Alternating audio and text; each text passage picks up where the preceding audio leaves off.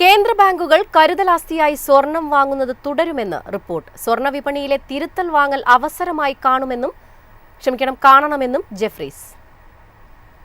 ആഗോള വിപണിയിൽ സ്വർണം ട്രൈ ഔൺസിന് $4000 പിന്നാലെയാണ് തിരുത്തൽ പ്രവചനമുണ്ടായത്. എന്നാൽ അത്തരമൊരു തിരുത്തൽ വന്നാൽ നിക്ഷേപം ഉയർത്താനുള്ള അവസരമായി കാണണം. ദീർഘകാലാടിസ്ഥാനത്തിൽ നിക്ഷേപകർക്ക് ഇത് നേട്ടമാകുമെന്നും ജെഫ്രീസ് പറഞ്ഞു. സ്വർണ്ണഖനന ഓഹരികളിൽ വലിയ മുന്നേറ്റം പ്രകടമാണ്. അതിനാൽ തന്നെ തിരുത്തൽ സാധ്യത തള്ളിക്കളയാൻ സാധിക്കില്ല.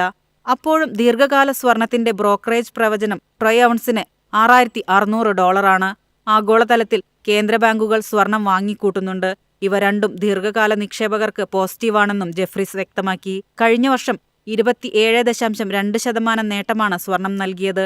ഈ വർഷം ഇതുവരെ 53.9% വർധനവുണ്ടായെന്നും റിപ്പോർട്ടിൽ വ്യക്തമാക്കുന്നു.